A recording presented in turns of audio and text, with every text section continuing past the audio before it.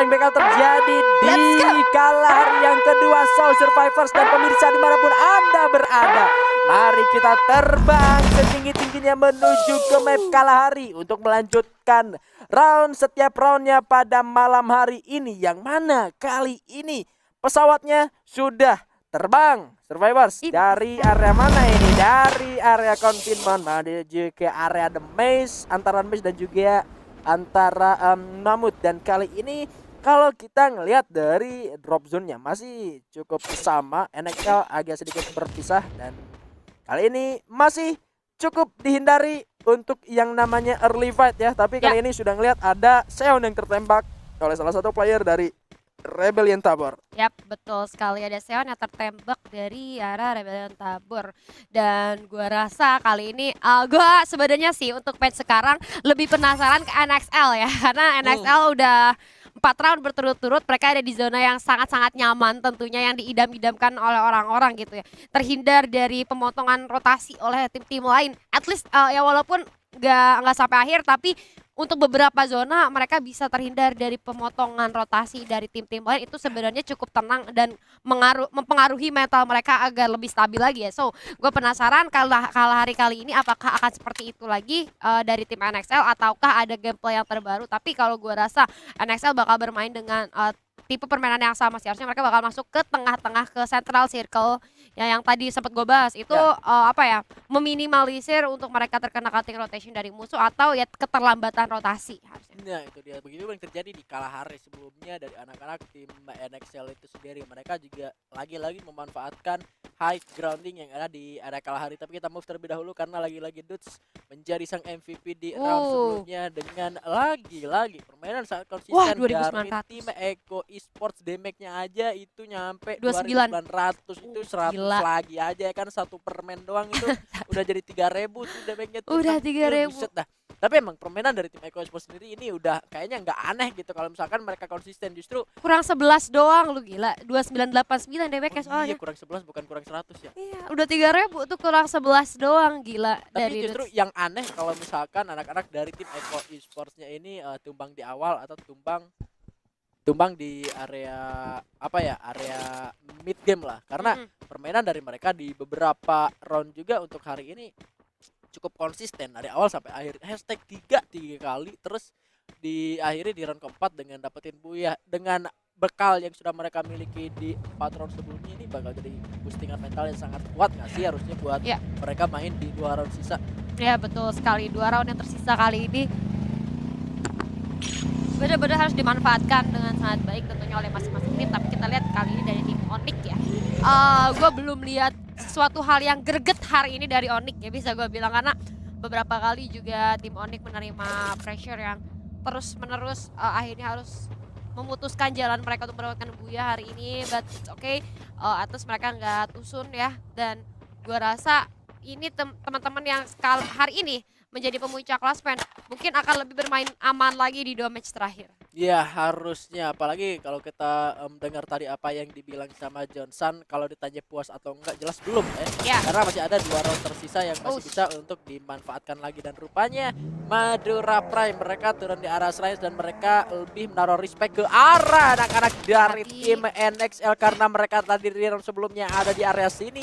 Mereka mendahului untuk ada di area bukit sini, Julia. Oke, tapi gua rasa teman dari tim Madura Prime atau dari seorang Force sendiri masih belum mau untuk mundur, memberikan high pressure terhadap teman-teman dari tim NXL itu sendiri. Dimana kalau misalnya gua dari tangga coba untuk melakukan satu upaya rush ternyata ke arah teman dari tim Eko, tapi Dudes ternyata berhasil dijatuhkan. Walaupun sebelumnya ada tembakan balasan yang hampir saja menumbangkan teman-teman dari tim Galaxio. Kali ini dari seorang Koja terhit yang cukup parah, kehilangan setengah HP-nya. Namun kita lihat dari arah depan dari seorang Chemios bakalan masuk langsung ke arah pertahanan dari seorang Koja itu sendiri. Aduh sayang banget sih.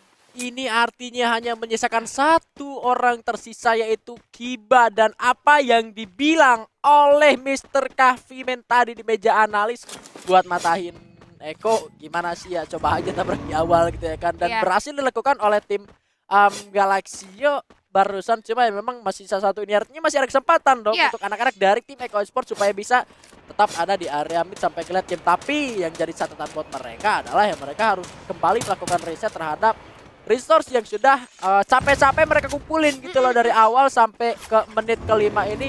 Mereka harus kumpulin lagi semuanya dari awal kalau misalkan setiap playernya berhasil buat diselamatin lagi. Tapi kita move lagi ke area yang lain karena kali ini sudah ada Pilas OP yang sedang menghindari fight antara mereka bersama dengan tembakan jarak jauh dari First Riders, sang penguasa dari Refinery itu sendiri. Mereka mencoba untuk bermain lebih aman lagi, mereka mencoba untuk bermain lebih safe karena mereka juga perlu raihan poin terbaik mereka pada malam hari ini setelah katanya minggu kemarin lagi bercanda-bercandanya gitu. Lagi bercanda-bercandanya ya. Sekarang mereka udah masuk udah mode serius. Mereka katanya udah mulai masuk mode serius. Bercandanya aja kan gue bilang di awal tadi, bercandanya aja dapat buya gitu. Apalagi serius itu dia. Harusnya sih buyahnya dari awal sampai akhir ya kalau serius kayak gitu. Kita lihat kali ini dari First Riders yang tadi kata Coach Johnson nih, bersiap katanya ya, apa yang akan terjadi. Dan ini dia standing round keempat di mana dipuncaki oleh teman-teman dari tim Eko Esports ya. Kemudian ada First Riders Eclipse. Ini Eko sama First Riders hari ini bisa gue bilang sangat-sangat konsisten ya dalam segi permainan.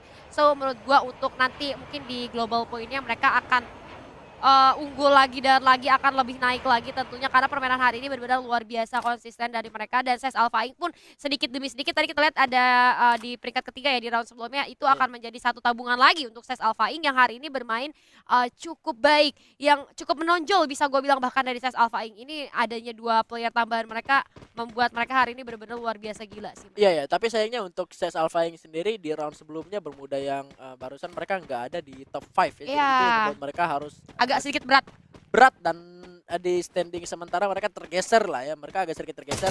Tapi kalau kita berkaca dari kalah sebelumnya, mereka berhasil dapetin buya dengan poin kill cukup banyak, ada di angka 20 sampai 21 kalau salah tadi.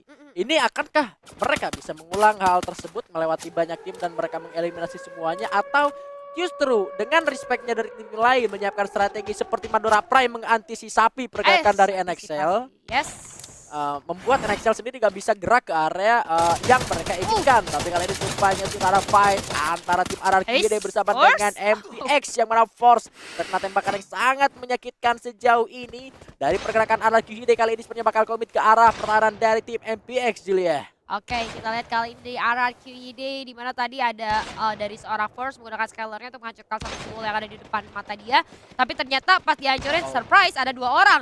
Tapi ternyata satu persatu player dari RRQID harus berhasil diculik oleh teman-teman dari tim Madura Prime.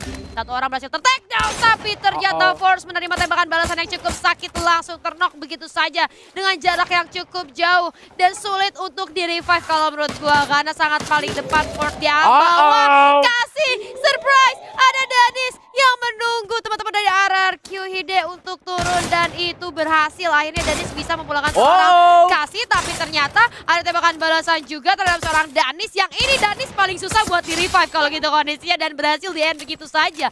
Menyisakan 3 orang dari Madura Prime, ini bakal 3 versus 3 kali ini dan dari seorang corner bakalan coba untuk menjaga di area atas, sedangkan di arah bawah lagi dan lagi tembakan demi tembakan meluncur ke arah teman-teman dari RRQ Hide. Namun kita lihat juga di arah atas O'Connor bakal menerima beberapa tembakan peringatan dari seorang K86. Yes, masih cukup seimbang sejauh ini antara tim dari Madura Prime bersama dengan RRQ Hide. Tadi ada sedikit ketidaknotisan dari seorang kasih di bawah lagi, ada yang sembunyi ternyata. Danis di bawah batu, dia jempil kayak keong. Nyempil di bawah batu, kasihnya aja sampai di take down. Tapi kali ini O'Connor sangat-sangat on point tembakan ke arah sang sniper shooter juga dari Madura Prime. Berhasil diculik bahkan dari tim MPX, hanya menyisakan 1 atau 2 member saja. Dan pergerakan dari tim RRQ Hide lebih komit dan lebih bisa untuk bermain lebih safe lagi. Meskipun Arab tadi sempat di take down, tapi kali ini masih bisa untuk diselamatkan kembali. Dan untuk resource artinya nggak perlu terlalu khawatir karena mayat dia ada di arah sana gitu loh. Belum lagi untuk mayat yang berhasil mereka kill tadi ya. Tinggal ya mereka buat masuk ke dalam zona aja selanjutnya sih sebelum mereka kesusul aman anak-anak dari tim MPX. Tapi kita ngelihat di minimap ada Kiba yang lagi nyelamatin ketiga temennya di revival point dan arah tembakan yang dilancarkan oleh tim CES Alpha Inc. Ayo, dikit lagi Kiba. Ayo Kiba, kamu bisa Kiba. Manfaatin gluonya Kiba. Keripep semuanya yang masuk ke dalam zona. Dan Kiba kali ini bakal bergerak mundur untuk menyelamatkan dirinya. Nice, katanya teriakan dari belakang itu kenceng banget ya. Wak. Kedengaran banget dan dari Kiba itu sih udah boleh keringet dingin ya. Nah. Karena tadi dia sendirian coba untuk merevive teman-temannya dengan adanya hujan peluru itu sih ya ampun ya keringet dingin boleh sih kalau tapi kita beralih ke POV dari The Pillars OP di mana kali ini berhadapan langsung dengan teman-teman dari West Bandits. Rama coba untuk mempersiapkan dirinya, coba untuk setup secara matang dari belakang itu coba ada yang nge-flanking ya dari teman-teman The Pillar tapi tanpa disadari ada Skybeams juga yang udah jaga-jaga di arah belakang. 3 player dari The Pillars OP bakal coba untuk rusuh masuk ke arah pertahanan, jantung pertahanan dari West Bandit kali ini. Tapi Ham XT di arah luar rumah hampir saja terhit. Di dalam rumah pun kita sudah ada pertempuran terjadi. Skybeams di luar kayak bakal Dewan langsung lompat ke atas menumbangkan satu player, namun Alpha pun berhasil dijatuhkan, namun Texas Boy-nya harus hilang. Begitu saja 2 player dari tim The Pillars pun terjatuh. Satu player dari Skybeams kali ini menjadi last man standing untuk teman-teman dari West Bandit. Sementara karena 2 playernya sudah berhasil lindung, masih bisa untuk mencuri 1-2 tembakan ke arah teman-teman dari The Pillars OP dari celah jendela yang cukup kecil, Bigan.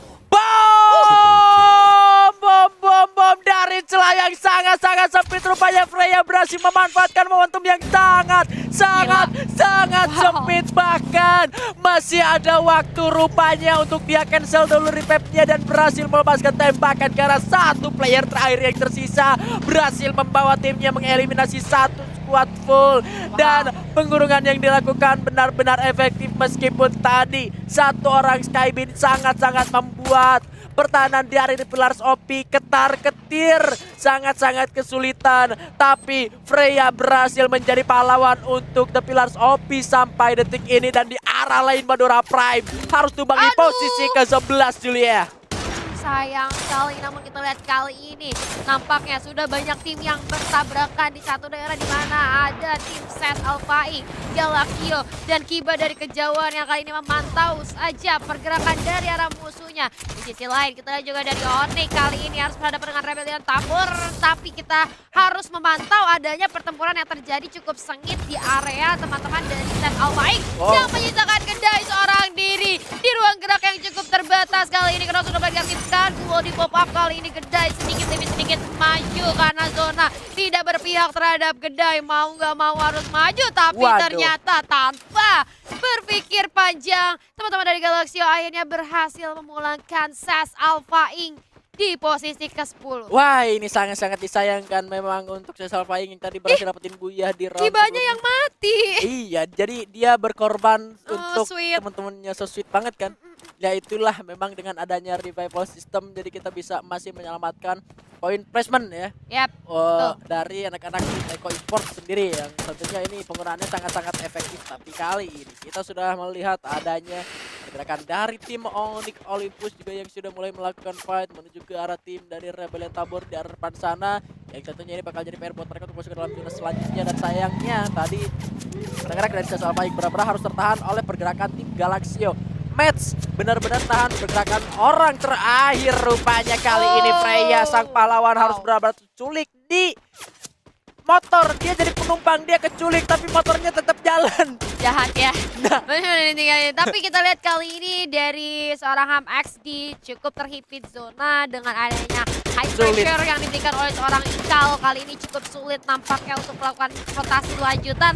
Namun kita lihat, sayang sekali bakal coba untuk dilempar satu upaya granat yang membentuk bisa menilai pergerakan dari seorang Ham XD. Kita move terlebih dahulu karena teman-teman dari tim Onyx di mana Gardu sudah mulai merasakan adanya tekanan-tekanan yang tidak bisa dihindari. Coba menunggu terlebih dahulu, namun gua rasa Gardu masih cukup aman di arah lantai 2. Sementara itu kita lihat di arah bawah adanya Sia dan juga Garo yang coba untuk berjaga di arah bawah. Hati-hati bakal dilempar dulu aja. Ratu sudah mulai diaktifkan. Gua rasa di sini sudah mulai terdeteksi pada teman-teman Sia dan Gare pun tidak terselamatkan. Cory menyusul Gare dan juga Sia. Terus 3 orang saja dari Rebellion Tabor kali ini coba untuk memberikan sedikit tembakan dari arah jendela, Bigan. Yes, kali ini dari tim Rebellion Tabor coba untuk bertahan terlebih dahulu meskipun zonanya tidak ada di area mereka, tapi benar-benar Anak-anak dari tim Onyx Olympus ini benar-benar dibuat kesulitan. Tapi kalau kita ngelihat kali ini zonanya ada di Echo, ada di NXL, ada juga di RRQ Hide. Kali ini John berhasil mendapatkan killnya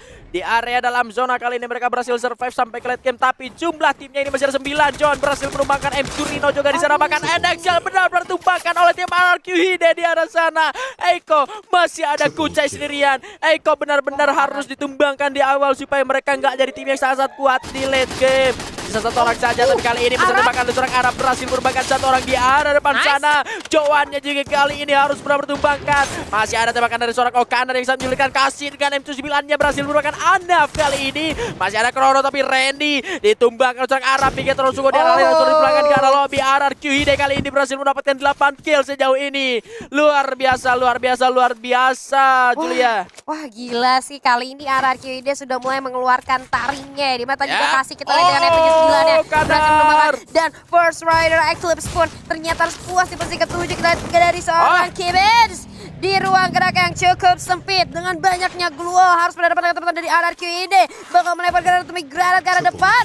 Tapi kita lihat dari seorang Arab pun berhasil menemukan seorang Mezzo. Di sisi lain Kucai pun sedikit demi sedikit mengumpuli pundi-pundi poin kill. Namun The Pillars OP nampaknya tidak bisa lanjut. Dan Onyx Olympus pun harus posisi kelima. Ternyata 4 tim aja maksud gua. Di Rebellion Tabor, RRQ Hide dan juga Echo yang ada di satu watchtower. Kucai masih bertahan ternyata, Bigan. Yes, masih ada 3 orang dari tim RRQ Hide. Kali ini kasih sudah coba untuk melepaskan Jamsu, tapi kita notice ke arah Kucai yang masih ada sendirian. Okaner mencoba untuk melakukan rush, nggak ada medkit rupanya. Sekali ini Arabnya harus benar tumbang dan kasih menjadi sang penyelamat. Kasih Frontal Gaming mencoba untuk melakukan penyelamatan, tapi masih ada sebuah glol yang sangat-sangat on Cepat point banget, sekali. Cepat-cepat luar biasa. Harus menggulung medkit terlebih dahulu, tapi kasih rupanya kali disulit. Dan benar-benar harus sudah tumbang dengan satu pelontar dari seorang Bros. Rungkat Besti, Rungkat dan Buya kali ini untuk Rebellion Tabor. Wow, permainan yang cukup cantik dari Rebellion Tabor. Masa tadi RRQ Hide itu nyaris ya untuk bisa